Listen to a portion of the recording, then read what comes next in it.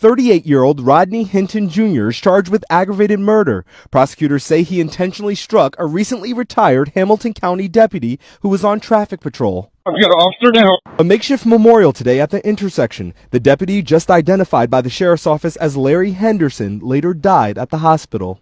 He was so well liked and so well known. A courtroom full of law enforcement Saturday as Hinton faced a judge. His team in court calling this an emotionally charged situation. Hinton making a hard-to-hear comment to deputies while being escorted out in handcuffs. The crash happened just hours after he joined a meeting with Cincinnati police to review body camera video of his son's death, according to the attorneys hired by the family to investigate the police shooting. The video, now publicly released from two different angles, shows 18-year-old Ryan Hinton being shot and killed Thursday morning by a city police officer. He's got a gun! Investigators say the teen pointed a gun at Cincinnati officers responding to a call of a stolen vehicle. Hinton's family attorneys tonight writing they are heartbroken by this tragic turn of events, and we are all devastated for the family of the officer who was killed.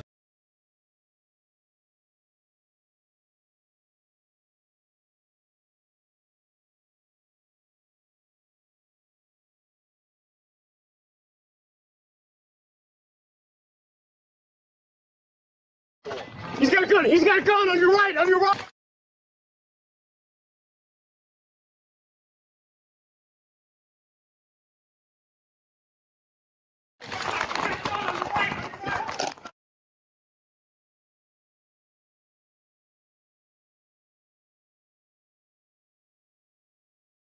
The individual is running with a firearm in his hand. The officer is running, so the body camera is kind of jolting as the officer's running. What that leaves us with is a very blurred image, unfortunately. However, based on the officer's interviews, the officer who did discharge his firearm said that when the individual came out between the dumpsters, he had the firearm in front of him. It was in like a bladed position, and it was pointed at the officer. And he felt threatened for his life, and that's why he discharged his firearm. So that officer who fired was actually chasing a different suspect when he encountered the individual armed with a firearm. And again, total 6 seconds. So for them to process and determine a different course of action, I think is unreasonable.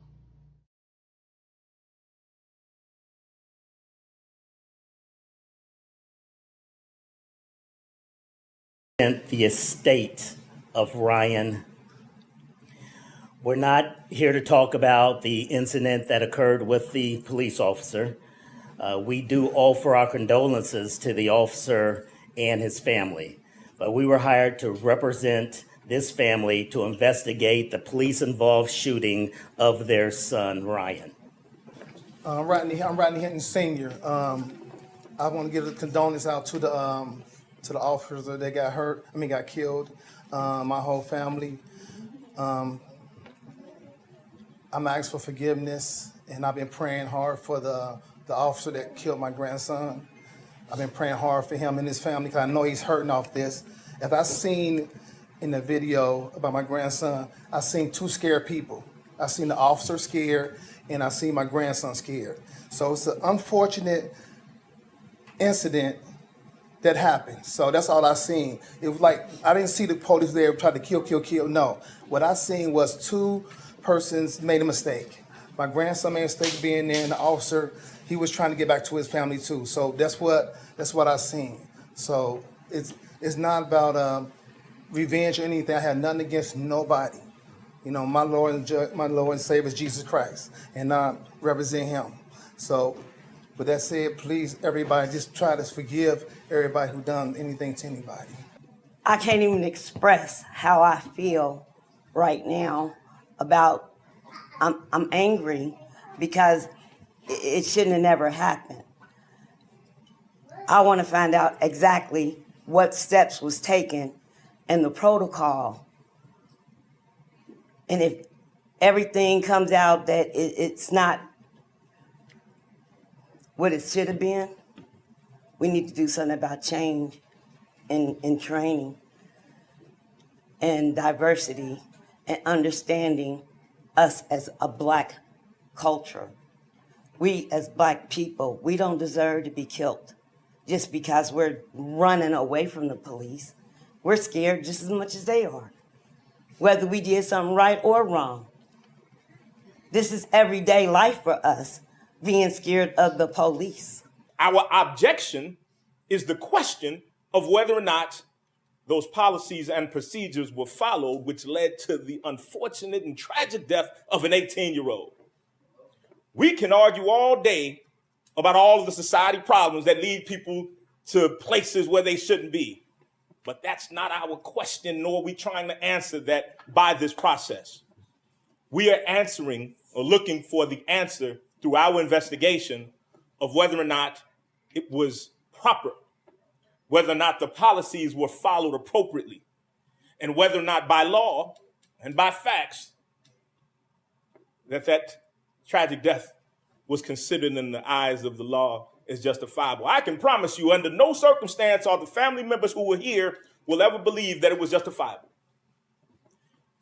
Trust me on that. But I can offer to you that we collectively need to, as Senior said,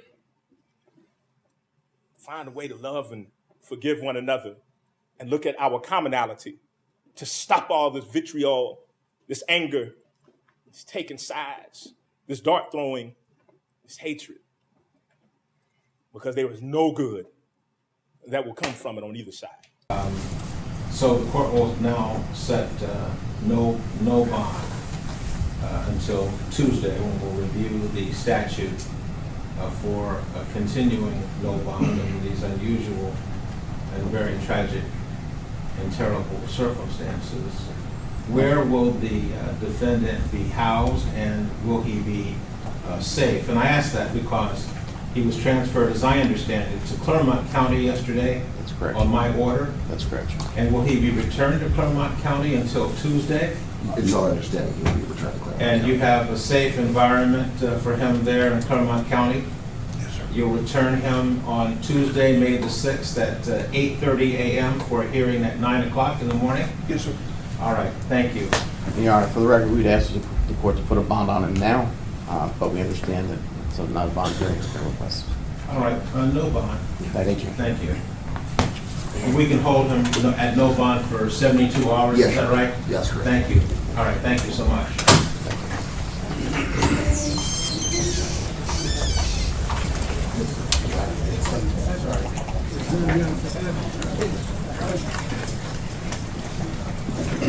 Thank you, Your Honor. No, thank you all. Thank you all for being here. Thank you. Thank you.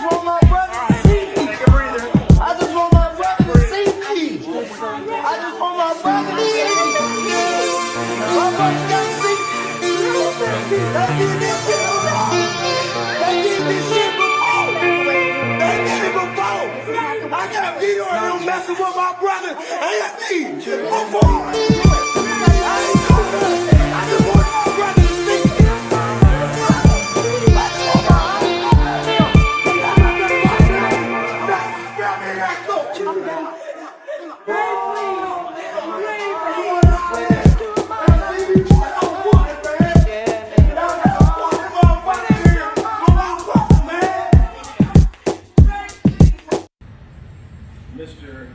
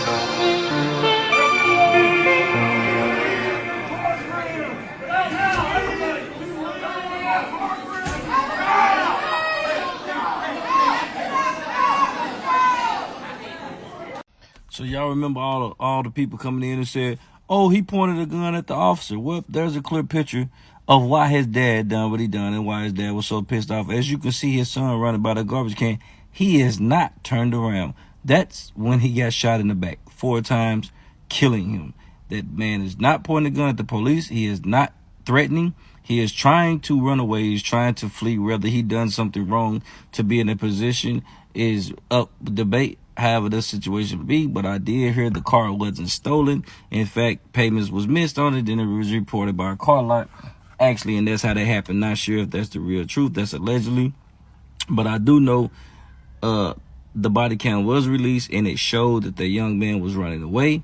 Now, all of a sudden, now they saying the body cam is blurry. They can't really tell what's going on. And all of a sudden, it's blurry. All of a sudden, now they have discrepancies. It's all messed up now. But as you can see, he's running away. So for all the people to say, oh, he was pointing a gun at him, do you see a gun? Do you see him pointing at that officer? Why was that young man shot in the back and gunned down like that then? This is why Rodney Hinton was unhinged, because he watched his son be murdered, his innocent, and lied about. It'd be different if he pointed the gun and they unalive, they killed him or whatever. But the fact that they told him a complete lie first, and then he saw the cam and seen that his son was shot down, gunned down, and no remorse, that's what set that man off. That's what broke his mental. He seen his child done wrong, his baby done wrong. It is what it is. I don't care how y'all feel about it. Y'all say, he was a criminal, he shouldn't have done this and that. He was gunned down. I've seen white people run at cops with fucking a knife or a gun, and they tell them, put it down, we don't want to do this, we don't want to do this, versus a black man running away and they shoot you in the back. That's the difference of our color and our lives. We can run away from a threat and be killed and called a threat. You can be the threat, go towards in a threatening way, and be safe. That's the fucking difference.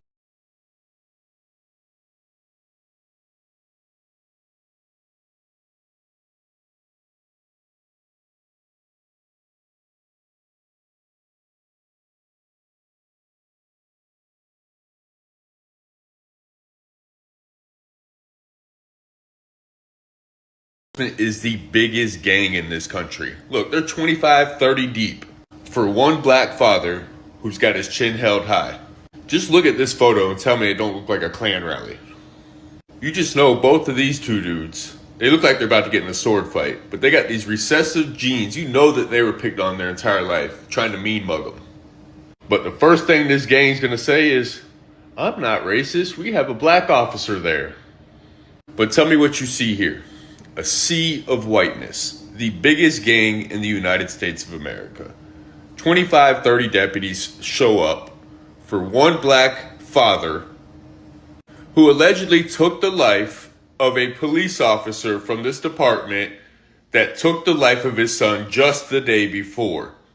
Police brutality is a problem in this country. The lack of justice for police brutality is a problem in this country.